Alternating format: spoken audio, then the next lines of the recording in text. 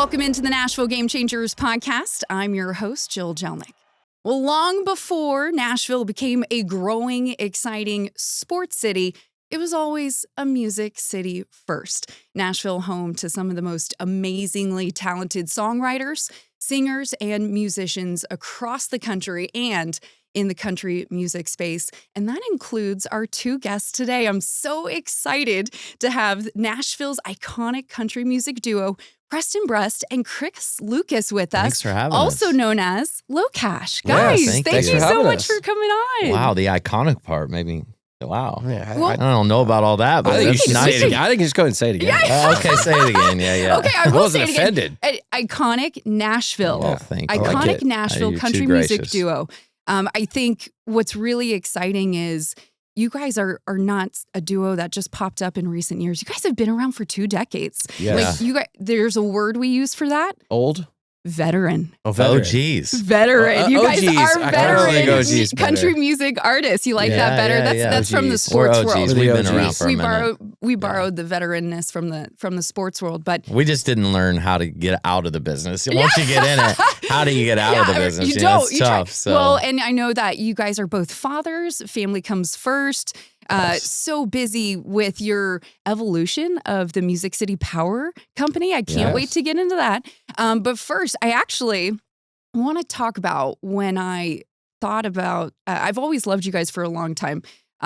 Even your early days, right? Love This Life. I've also loved your latest album, Bet the Farm. Could talk forever about that. Thanks. But it wasn't until last football season, you guys played a halftime show for the Patriots-Jets game. We did. And Gronk came up and smashed a guitar in the middle of your performance. And it was in that moment that I was like, wait a minute.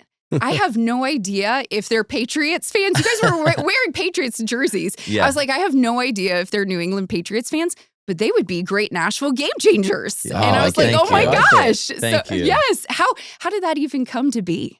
So we've been obviously 2 decades. We get to meet a lot of good people, a lot of nice, athletes, Mhm. owners, MLB, NFL, NHL. I mean, we're sports fans, fanatics, but we became friends with the Gronk family. During COVID. Yeah, it was like 2020, 2019. So Chris lives in Tampa. Yeah. Mhm. And I live in Nashville. And so Brady gets announced, in Tampa. And then the whole world is waiting for Gronk to announce he's going to move to Tampa. Which I already know he lives Yeah. there. His dad lives there. So, he moves down. We have mutual friends. We go out one night and me and Rob just kick it off. He's like, dude, you need to meet all my family and my brothers. My dad's a huge LOCASH fan. I was like, oh, that's cool. I said, well, you need to meet my brother then. Yeah. So we came out to the house. All the brothers came to my house one day. They took a party bus up to my house and Preston came down. It was National Tequila Day. During COVID, though. Yeah, so during no COVID. one's supposed to be around each other. So we're having a blast and we just kept in contact with him and still to this day. Like he We wrote a texted 2 song weeks together ago, and yeah. recorded it. It was crazy. That's something that I imagine not a lot of country music musicians get to do, right? That crossover with sports does not happen a lot. But you No. need someone special like Gronk to do it. And I will tell you, the Kraft family are really, really Yeah. great people. Yeah. So I would say secretly, probably second favorite team for us is New Yeah. England, Okay. just because that organization is so good. There's I a mean, reason they win. There really is.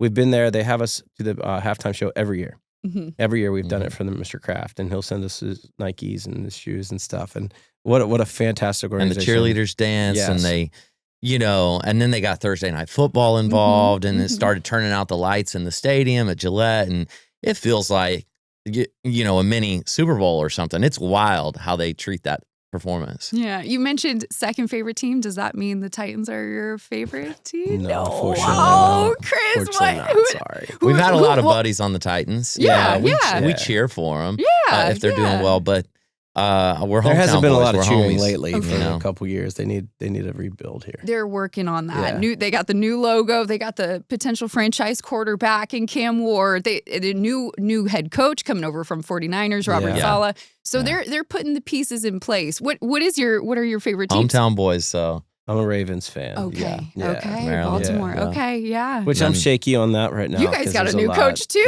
Yeah. There's a lot going on right now. Yes. But, Yes. You almost had Crosby. Well, I don't know. Deal fell through. I don't know exactly what happened with that. Yes, it did. You guys actually. And I did never see We got why. Henderson. Why did that fall through? He failed his physical, but I think there was probably something else. Too. If that guy fails a physical, I mean, he's in tip-top shape. Could be a reason why he's in tip-top Wow. Okay. So I'm with you. shape. There's always deeper Okay. things there. I mean, I was so excited when we got him, and then Mhm. very disappointed, obviously, when he was let go. But there has to be other things going on that we don't know about. But For sure. we did pick up Hendrickson. He's fantastic. You He's- guys he's also great too, so. have the Titans' former running back, King Henry, who He's is a one of my stud. favorite athletes he's to cover. unreal, and I cannot believe y'all got rid of him. Yes, But I took him. I didn't get rid of Right, him. right, For the right. record, I loved covering him. And he I was mean, you a- got rid of AJ Brown too. Yeah. I was like, good God, just get rid of the whole Yes. team. We've never met Henry. Okay. And I have heard so many stories about how Yeah. awesome he is. He sent us Mhm. autographed jerseys and stuff, Yeah. but we never really talked to really, him. really nice guy. And Yeah. he goes out, he does so much work with the communities. Yeah. He did tons in Nashville, his own foundation. And then also, That's I great. know he's doing a lot of stuff in Baltimore too. So, Yeah, he's Yeah, done you a guys got a lot for good one. Baltimore already. yeah. So I'm a Colts guy. Okay, Colts. Yep. So the IU gives it away. But Okay, yes. yeah. yes. So and we've never been able to cheer for the Hoosiers football team. I mean, no, my no whole one has. life. Give it up for IU. Yeah, I mean, what- it Yes, was crazy. Unreal. How do you describe the roller coaster of emotions I for an kept- IU football fan last I year? kept telling my wife, I was like, this is so weird. It feels like a dream. Like, it doesn't feel like this is really happening. It's the movie Um, Hoosiers. It really was. It really feels like it. Yeah, it's crazy. I mean, they will make a movie about this. They have to because it Mhm. inspired so many teams. And I don't know. It was fun. And my boy is 7 years old, so he's just getting into football a lot. And so Mhm. it was fun to sit on the couch and watch the games with him. And now we have that memory of the championship together, with my boy. So that was cool. That's why people love sports, right? Cheering Yeah. for the team, even in the tough times, you're with your family. Good times, you're with your family. I love how sports can easily cross over to Yeah. life and bring us that. NFL is in the middle of free agency. Yeah. Okay, right? A lot of moves being made, Tons a lot of of, moves. lot of roller coaster of emotions for teams. And here's my little transition back to you guys. Several years ago, you guys entered free agency. Mm. You left a major label, took a leap, bet on yourselves. You created the Galaxy label group. And now it has evolved to something even bigger and better. Music City Power Company, officially launching this week. How Mhm. excited are you guys for this evolution of essentially what has been a symbol of your journey in country music? Yeah, I think it's always been a dream of ours to start the record label, and I think we've always seen it. We used to joke with John Loba, who's the head of BMG, and we're really good friends with. It's who we were with before with BMG, and he kind of helped us let us go, and knew that we had the minds for the label. We had We were always way too involved. I mean, Yeah. everyone's like, man, we got to get their opinion too, because they really care about their career. And we always found a way to be in those meetings. Yeah, and he was like, "Hey, if you guys ever want a job, I could get you a job with the label." We're like, let's just start our own label. And he was like behind us all the way and saying, "Go for it, guys, because if anybody can do it, you guys can." And we weren't even at the end of our contract. And so it was gracious of him to let us just walk out the doors that we walked in, And so they could have shelved us. They could have done a lot of things. They were awesome and gave us that, little, Mhm. courage Mhm. and went in our sales. So we went to a restaurant. We sat down. And we said, what do we do first? I mean, we're going to do this ourselves. And we're, we went to GoDaddy.com. and that so was the first thing we did. we left our management company. We left the label. Agent. Yeah, it was crazy. And so the first people we called was Skip Bishop and Butch Waugh. Mhm. And they answered the phone. We were sitting in that booth, and they answered the phone and said, let's get the band back together. Let's go. Let's have some Mhm. fun. Mhm. And we met within that week and launched Galaxy Label Group. And it took about a year to get all the out contracts done. I mean, if you think it's tough to get a record deal and get those papers signed, try getting out of a record deal and getting those papers signed. There's a lot of red tape, even when you have the blessing of the label. And so all in one day, from May of 2023 to November of 2023 was all the negotiations. It was a tough year for us because it felt like nothing was happening. We were getting out of a deal and into a deal and all these things. And so we were playing at the Opry one night in November 2023. Our attorney came, he laid out 3 contracts. One was to get off of BMG. One was to launch a Galaxy label group. And the third one was to sign ourselves to Galaxy. And all 3, boom, boom, boom, boom, boom, boom. And that was the beginning in November 23. I remember looking in the mirror at the Opry, saying to myself, do I want to sign LOCASH? I was like, Chris, did you get a bonus? I didn't get a bonus. Did we get a signing bonus? Yes. When you're signing yourselves? Yeah, you I mean, just how yourselves cool. on that one. Yeah. and then you go to this week, and now we have an umbrella, and we have Music City Power Group underneath of us, man. So it's going to be great. We're going to be helping other artists out, and not only for the Galaxy signs that we'll have a an engine for upcoming artists that still need some work, that need some help, Development. This company will really help them out and get them to some local radios, and then if they're striving and they're doing well, If and they know a little they go bit to the about next sports, one. we'll send them to you. Yeah, It's like, so all right, send it over my way. go sit on the blue couch. Let's go. No, it's so exciting, that next step for you guys in your journey, what you're doing for other artists too. And the fact that it's named the Music City Power Company, the only thing is if we have another winter storm, people are going to be calling you Yeah, for that's help true. I and didn't not think about NES. that. Am I right? I never thought about that. That's true. I think maybe we should That's change true. it. Call Skip. No, let's just Skip. open. Oh, no, Let's I'm- open Bad the idea, division. I'm Skip. saying it's great. It's you guys great. could be of, maybe you could help out a little bit Is because that NES kind of now I dropped gotta the feel ball on that because one. Skip actually came up with the name, and he's the one that lost power. The whole That's true. he was out for like a week, calling me from a shed. Tell Skip we might be onto something. Yeah. You're listening to the Nashville Game Changers podcast with Nashville country music duo LOCASH. We'll be right back after this.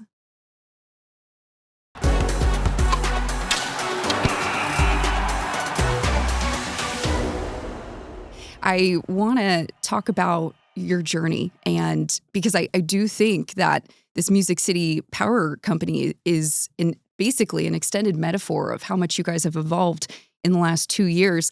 And it all started with a meeting at Wildhorse Saloon, which, for the record, when I came to Nashville, it was still here. That was my first place I went to. It's everybody's first night. first place they go first night. Why is that? It's just, it was big. It's because we were there. Yeah, it's because you were there. Yeah. Yeah. How you guys were DJs starting out, and is it? I love hearing people's meet cute stories, how they met, how they fell in love.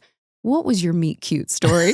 We still haven't fell in love, thank God. But Chris was already working there. I was. He was the DJ, dance instructor. He was teaching line dances down there and all these things. And so I heard that the Wild Horse was a great place to meet people in town. Obviously, you did too. 'Cause Yeah. you came Yeah. there. So I hightailed it down to, the Wild Horse one night. It was like Saturday night. I'm 2 weeks in to Nashville. And I see this dude over in the DJ booth. It's Chris. And it looks like he's got the best job in Nashville. I'm like, this guy's push and play. He's got a microphone in his hand. He's running the show. There's 3,000 people in there every single night. I'm like, that is awesome. So I kind of go over towards the DJ booth and we meet. And he says, you want a job? I had no idea he was intending on quitting. And so I wasn't quitting. I just wanted a vacation. he wanted to take a vacation to Six Flags and they wouldn't let him off. And so Because I ran the whole thing. Yeah, so he There thinks was to no himself, time. if I hired this dude, I'll get my Six Flags vacation, right? And so he says, you want a job? I said, no, I don't want a job. He says, you're going to need a job if you just moved here. I said, okay, well, I'll take the job. I said, well, what do I do? He's like, just be here tomorrow at 5 o'clock. Push play. Dude. And I'm thinking to myself, well, he'll be here. He'll train me. He must be a manager. So I show up at 5 o'clock the next day. Chris is nowhere to be found. He's at Six Flags, but I have no idea he's at Six Flags. I'm waiting on him to show up. It was to work. important for me. The manager, the actual manager of the Wild Horse, walks up and says, why isn't there music playing? He was a punk. What are you doing? And I said, I'm the new guy. I'm just waiting on Chris. He just hired me. He said, well, Chris can't hire people. I was like, what's going on? This kid hired me, a fake hiring, So I'm standing there. I said, there's been a misunderstanding. Let me call Chris. So I call Chris. He's on a roller coaster. And I'm like, Superman. Chris, what are you doing? He's Superman. He's like, dude, I ain't coming to work. I'm a Six Flags. Yep. And I'm like, oh my gosh. So I go back to the manager. I said, you better tell me how to do something real quick. So I started pushing play. Chris shows up a couple days later after his vacay's over. And then we started working together. I got him hired. Yeah, he got me hired. And the rest is history? The rest is history. Amazing. So, and I never got paid for those 2 weeks. I mean, but I never had to go through orientation because my orientation was, you're baptized by fire. You're welcome. So it was awesome. Wow. But that's how we met in Nashville. Started selling CDs out of the corner booth of the DJ booth, doing dances to our own music. And the music was okay. We were producing ourselves, burning CDs left and right. We were selling so many. Chris was like, I'm going to buy a CD burning tower. One that burns like 8 at once. And I was like, let's go. Tascams. Yeah. Tascam. I don't even know if they make Tascam anymore. So we set that sucker up in the DJ booth. And we had this wild idea that we would go out and teach the dance. And then at the end of the dance lesson, everybody could try it out, the new dance, to our song. Yeah, so we were playing our music to their dance to. It's pretty ingenious. So they would dance to our song, and then afterwards, we would announce, if you want to remember the dance and take that song home, $5. Come over to the DJ booth. $5. So they'd come over to the DJ copy booth. Of the CD. And we would have a line forever. Yep. Lone Star would be on stage. There'd still be a line right there. Brad Paisley would be on stage. Still a line. When we were just smoking CDs, it was crazy. At $5, no credit cards, just cash. We had 8x10s too, we would sell. So the managers didn't really like it at all. And throw it in a drawer as fast as we could. Of course. We'd burn 8 CDs, sign them, hand it off to these folks, right? Put the $5 in a drawer. Drawers are filling up with cash. It's crazy. It's $3,000 a night. It was wild. I mean, so the managers come over and they're like, we need to see inside that drawer. And we're like, what? Yeah, they didn't like what we were doing. I said, Chris, back up to the drawers. Don't let them see inside the drawers. And so they never got into the drawers. We got the money out. But one night I remember I told Chris, I said, I worked by myself that night. I said, we're going to be rich, bro. He says, why? I said, we sold so many CDs tonight. He says, bring the money home. So I'm on the way home and I get pulled over. And I have so many $5 bills. The cops thought I was dealing drugs. And I was like, I promise you, this is CD money. And they were like, okay, yeah. But he let me off. Did you try to give him a CD? Did you have any extra CDs at that left. point? Oh my God. No CDs every night. We would just sell out. It was crazy. Gosh. Yeah, we would try to go every Walmart around, just try to find the CDs, memorize. Raid their inventory. It was crazy. I forgot that part. Oh my gosh. But we'll go around even today. We'll have somebody like this year, somebody will come up with that CD. And like, guys, remember this? I'll be like, oh my gosh. Yeah. It's wild. That was your start. That was Wildhorse Saloon was your foundation. That's an incredible story. But to go back to those days, we would go on stage and introduce the bands, and then there'd be 45 minutes off. So we would go backstage. The bands would be on stage. So now backstage is ours. So we would have free reign backstage to work on harmonies or write songs. And we would do it every single night. We'd just sit back there, talk about our career, whatever it may be. And so it'd be 45 on, 45 off all night long. So we would have lots of time to hone our craft backstage. Or to watch the band and say, we want to do that or we don't want to do that. It was a lot of that because the bands would come on, and when we were out there teaching and just having fun and just getting, everybody was on the dance floor. As soon as a band came on, it didn't matter who it was. Everybody sit down. Everybody leave. And we're like, what? How do we fix that? And you found it. It was like research. It was just watching. And so we would take those lessons on the road when we finally took off and say, okay, let's try this out. And it worked. 10 years later. 10 years. And here we are. What was the moment that you two looked at each other and said, okay, it's time to take this to the next level? There was a lot of those moments, and then a lot of oh shit moments too. After we said it, we're like, oh yeah, we were just joking. That wasn't ready yet. But there was, I think we just knew we had something. People were coming to the Wildhorse to see us. To our banter back and forth was really good. We got along, man. We are like long lost brothers and stuff. And we got, the harmonies. We worked to a T. It took a while. I mean, it took a long time. And then we just decided, we're going to keep doing this, or we're going to take this on the road. We're just going to go on the road and live in a car. Basically, we lived in a car for a year on the road. Well, we finally got the gig at Tootsie's, right? So we're playing the back room of Tootsie's. And they were like, the Wildhorse wouldn't let us off. And so we would run down. I don't know if we're alleys. supposed to tell this story or not. We would run down the alley. We would clock out and act like we were on the clock, And so we would run down to Tootsie's. We would do clock a set out real quick. Yeah, we still got paid. And do a set real quick and then show up back at the Wildhorse in time for the next set, So we're like bouncing back and forth. It's a long run. Especially on a busy night? Are you kidding me? Looks Shoulder to short shoulder. until you have 5 minutes to do it. And you cannot do it. It's all the shortcuts, right? Mm-hmm. And so the back room of Tootsie's, this guy walks in one night. His name's Gary Curvis. And Gary Curvis. Love Gary Curvis. My gosh, dude. He walks in one night. We're on stage at Tootsie's back room. And it started out as like no one was coming to our shows at Tootsie's. We're just cutting our teeth trying it, right? Little by little, people are starting to show up. Well, I had this neighbor girl who was the exercise girl on Chuck Norris commercials. You know what I mean? That like Nautica or whatever it's called, Nautical or something. She would leave town and she was real pretty. And all my friends wanted to meet her. And so she comes home one day and I says, hey, would you be our tip jar girl? And come down there and wear what you wear on them commercials. You know what I mean?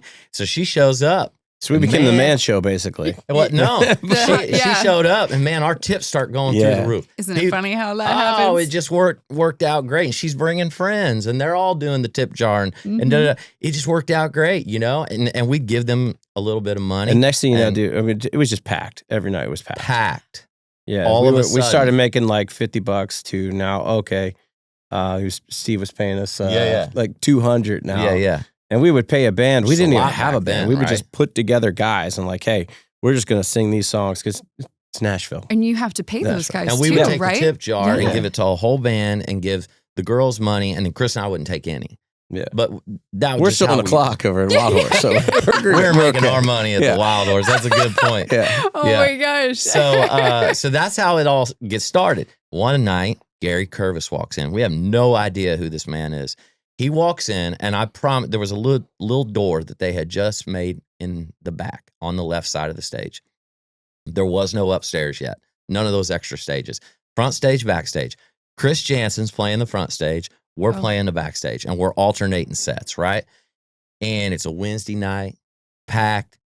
Gary Curvis walks in. It's snowing out.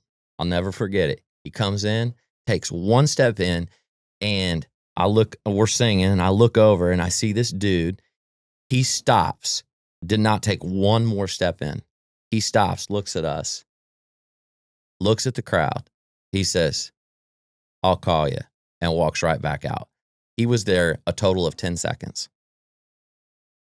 Monday morning, we get a call, and I don't even know how he got our phone numbers. He works for Buddy Lee Attractions, and he says, come to our office. So we go down to Buddy Lee Attractions. We sit down in this big old conference room, just him and us, and Tony Conway. We sit down, and he says, I'm going to put you in every bar in America. Are you ready? And we're like, yeah, it's our dream come true. Let's go. He goes, it's going to be $500 a night. It's going to be a $500 money back guarantee. Trust me on this. And we're like, 3-hour shows. 3-hour shows for $500. He goes, you're going to play every bar in America this year. So just quit your jobs. You're going on the road in your car, pulling a U-Haul, but you're going to make $500 a night. And we're like, okay. Let's do it, right? Didn't even hesitate. This is brilliant. Yeah. Well, and that's that moment that every artist on Broadway dreams of. Yeah. So we're playing. He says, here's how the money back guarantee is going to work. You're going to play a show in a bar, 3 hours, and leave town. You don't take $1 from the buyer. I'll call them on Monday morning and I'll say, did you like the show? And if they say yes, they have to book 3 more shows with a raise on each one. Increments of 1,000 to 1,500. If they don't like the show, and I don't think anybody's going to say, they didn't like the show, but if they don't owe us a dime. And we're like, okay, cool. So we trusted in that. And he booked us in every bar in America. He really did. It was 200 some shows. It was crazy. And by the end of year 2, we were playing the 3rd or 4th round of that plan and making $2,500 a night, right? And so we're just, now we're putting gas in the tank, and the whole machine is rolling, right? So that's really how we cut our teeth on the road, with Gary. And then, just perseverance and never stopping and believing that we had the music, the writing. We got with Jeffrey Steele. And if you guys don't know who Jeffrey Steele is, everybody go look up Jeffrey Steele right now. He's like the 3rd LOCASH guy, man. He was our mentor for writing, one of the greatest songwriters of all time. And he taught us, our writing was good, but having someone like that teach you and, being like your Jedi master, we're sitting there, wow, we're just learning. 16 hours a day. Yeah. We're in the studio with Jeff. Just writing songs with this guy, learning everything he does and how to write. And every line has to be meat, and it's just like a home run every time. And we just started writing, and then he put us in other, with bigger songwriters than us too. And one day Bob DiPiero's there. Yeah. The next day Shane Miner's there. And the next, it was just great writers. And so when I hear new talent in town say, there's deadlines and they got, they're in a rush to make an impact. I feel like I just heard that. I think about how, I did hear that. Have you put your 2 years on the road in yet? Have you put your 16-hour days in writing songs? Have you got a record deal and lost it yet? And figured out how to get the next deal going? And not saying our journey is for everyone, but there's a lot of lessons in there that, there's a lot of, perseverance. I think that's what's kept us to this day alive, like keep going. Mm-hmm. And we're 20 some years in and we're still here.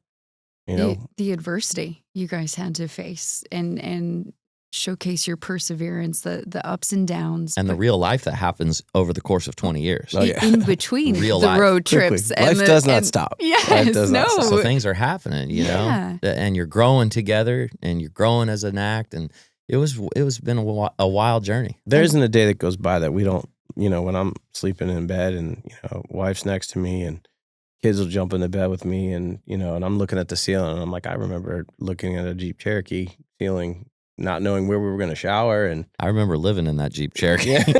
in the So Shoney's we're parking all lot just on like, Demonbreun. But it's a great thing. And to bring it back to sports, I think that's why so many athletes understand musicians. It's the same journey. It's different outcome, but the same journey's there. The perseverance has to be there. The overtime, working. And the big break happens for them, and You hit the nail on the head, Chris. They say less than 1% of athletes make it to the professional level. Right. Same can here. be said for the music industry. And from my experience, 2 things. You have to have 2 things. You have to have that talent, that ability, right? Whether or not that could be taught or learned is questionable. But you have to have that work ethic. You have to have that desire. You have to have that passion. And it's so clear listening to your journey and you guys starting out running from Wildhorse Saloon to Tootsie's. That takes passion. That takes commitment, sacrifice. All of those things have led you on through this 2-decade journey and gotten you guys where you are today. So many big hits, 9 top chart hits. Obviously, I Love This Life was the one that really put you guys on the map. And that's how I fell in love with you. And I just listening to you talk about your journey, I'm like, wait a minute, that is exactly that song. Yeah. Everything you've been through has also helped inspire your writing and your music. Well, thank you for saying that. It still does it. You know what I mean? It's like it's not over. Like we keep learning every day. We learn something new every day. Life hits us with something every day, and we're like, oh, okay, how can we manage that together? And we have a good team behind us now with with our label, and we got to pick the people we wanted to work with. And that's a big thing, man. Because a lot of times when you go into these labels, you don't have, you might know somebody, but you really trust them. I don't know. I know somebody. Come on, you're in the band. Oh yeah, Let's no. No, it. it's a great point. The autonomy that you guys have, you have earned. You've worked for it. You've earned, and you have it, and it's something that not every artist has. And that's a sad part of the industry. It's a tough part of the industry. But you guys have worked really hard to create your own thing, so excited for what you have. Stay with us. You're listening to the Nashville Game Changers podcast with Nashville country music duo LOCASH. We'll be right back after this.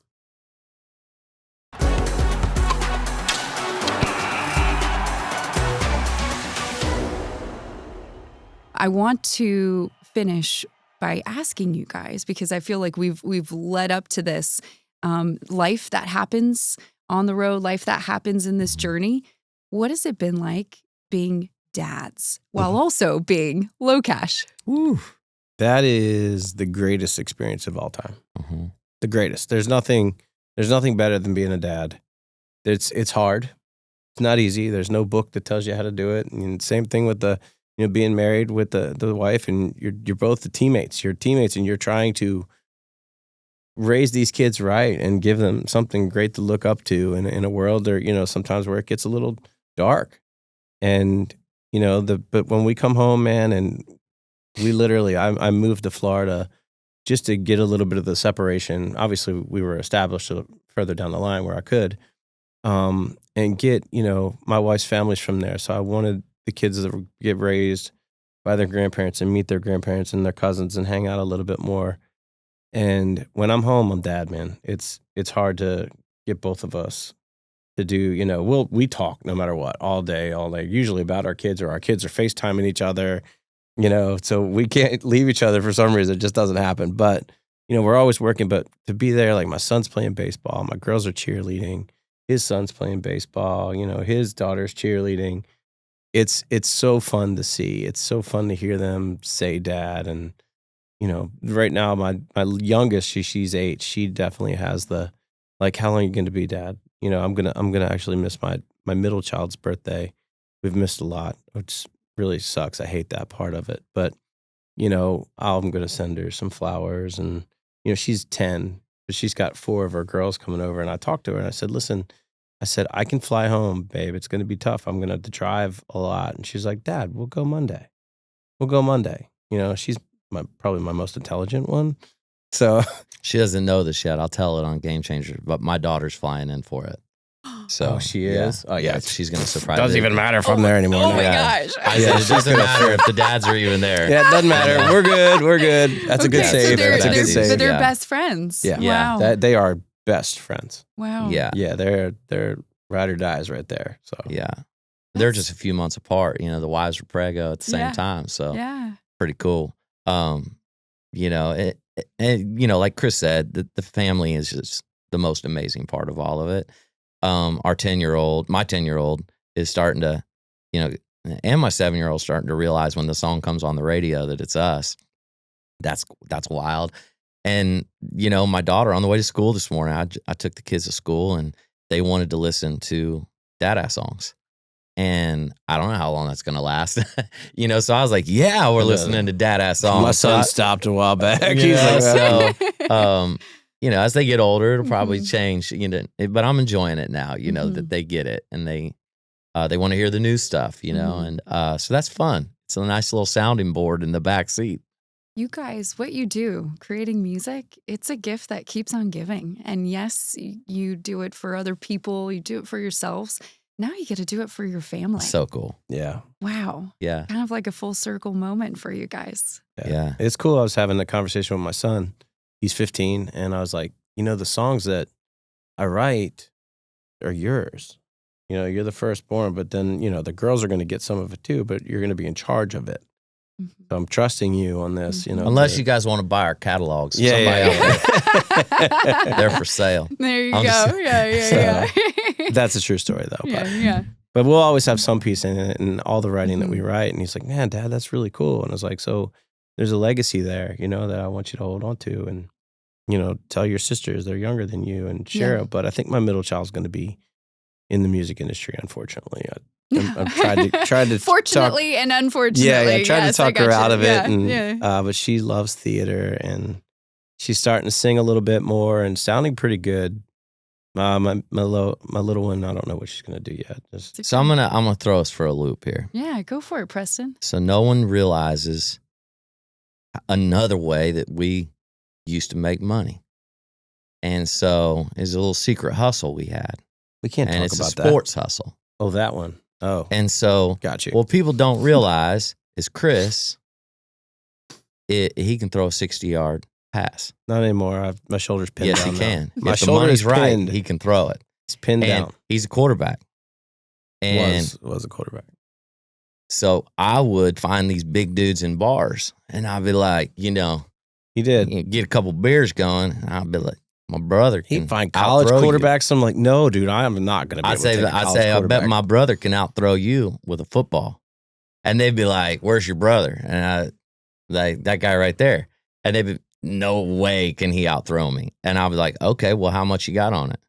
And I would work up the money, and then we'd go get the football, and we would win the money. And Chris, at the same time, are you like stumbling like around, like It's a little bit of a hustle. pretending to, Well, you know, would always playing act the like part? he's not going to throw 60, but then he would throw 60, and we would win the money. That's Because a amazing. 60-yard pass is hard to throw. Yeah, that's far. Wait, Chris, what is your previous football experience? 64 is the furthest I've ever thrown one. Okay, But that's, I mean, for my size, that's a good toss. you played in high school? I did. Okay. Yeah. Well, that makes sense a little bit. But he's yeah. got the art of throwing a football down. And It's not about how hard you throw, it's the aerodynamics. And Yeah. I taught my son can do it now too. There you go. He's got the talent to throw. And a I'd football. kind of throw first because it'd go about 25 or 30 yards. You know, these guys would be like, oh, we got this. That's We good. were- Good we were- setup. You're we the were on the setup I'm a field man. at setup the- guy, right? We were Oh. on the field at the Patriots, Yep. and he's like, there's these college guys. You know, he was a quarterback, and there's like, yeah, I could throw further. And he was like, I don't know. I mean, maybe, man. I don't know. And Chris would be like, Chris is such a nice guy. He would just try to outthrow him. I'm like, don't throw that football yet. How much money you got? And then we would, I was a hustler, man. Yes, And we made money every We time. did. Make some money. LOCASH's side hustle. What a great Yeah. side hustle. No wonder we haven't heard of it because you're probably still running Now, it behind the scenes I'm going to today. change that. I'm a game change. One more thing. Sports. Mhm. Franklin, Tennessee. Get ready. We're going to be introducing. Oh, wow, we're saying it. We're going to be introducing some batting cages soon. Oh my So- gosh.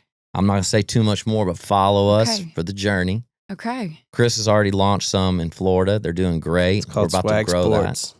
Say it Swag- again. Swag Sports. One more time. Swag Sports. SWAG. And it's coming to Franklin, Tennessee. Yeah, we And have it in it's- Florida Guys, right now. that's We're about to awesome. expand in Florida, and Tennessee is our next stop.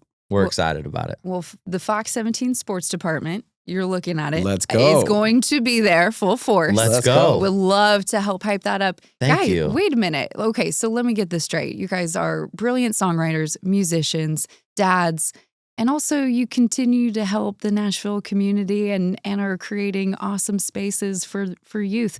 You guys are Nashville Game Changers. We're Thank game you. changers. You guys, no doubt. Appreciate you saying Yeah. that. Well, and you also do so much in the community as well. Chris, I know you're in Tampa, but you guys also have Love This Life Fund as Mhm. well that helps give Yeah. back. And you also do a lot with the Children's Hospital too. Yes, tons. With St. Jude, we do that, and the Children's Hospital in Yeah. Tampa. But- Anything for kids, really. And then I mean, Love This Yeah. Life Fund is, you can go on our website, and that's for inner city.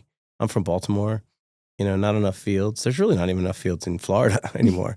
But, we'd like to go in the inner cities and take that money and raise it for them, the little leagues and wherever people that Mhm. want to play, that just can't afford to play. Mhm. It helps them a lot too. So Wow. Well, thank you for Yeah. everything that you guys are doing. Thank you. And I would love to help cover the you're in. That'd be the awesome. You're in. opening. Actually, if you have an extra bat, I'd love to get Let's in there and swing a go. little bit too. That's I can awesome. break it up, you're fine. break it open for you guys, Yeah. and warm it up. Yeah. But no, Thank you. seriously, thank you so much. Thanks for having us. Really excited Yeah. for this the next decade Let's go. of LOCASH. Is it safe to say that? Yes. Yes. What do you guys have anything coming up in the future or anything in the works right now other than the awesome Batting Cages? Yeah, the Batting Cages we're signing an artist right now. We're excited that's about. That's exciting. Yeah. And then, obviously more songs for us. We have tons of songs that we've been on a roll with the songwriting right now. Good. And going through songs and writing with massive songwriters still, and it feels good. I think we've honed in on the craft, and it's really working. And we're just going to keep that up with our new artists too, and expand Galaxy as far as it can go. That's what you guys have been to doing. Infinity and beyond. Infinity and beyond. That's what you guys have been doing the last 2 years. I mean, every other year, you guys come up with a top chart topper that is so not only just so fun, but your music is so relatable. Thank you. I think that's why I fell in love with you guys early on. For whatever reason, your songs hit at certain parts in my life, and recently your hometown home hit really hard for me. I've been away from home for over 10 years, and I won't be able to probably move back to California. I don't know, but I've created a home here in Nashville. Yeah, so you made it your hometown home. When you guys came out with that song, it was like this weight lifted off of my shoulder, and I imagine I wasn't the only one who felt that way. So thank you for 1,000%. It means a lot. Thank you for your music. Thank you for your real life inspiration. Thank you for hustling from Wildhorse Saloon all the way to Tootsie's on those nights and how it came to where you are today. Thanks for being Nashville Game Changers, guys. Thanks for having us. Thanks so much for listening to the Nashville Game Changers podcast. Be sure to tune in next week for our new guest. And as always, check us out on social media and YouTube. And when you're there, please like and subscribe.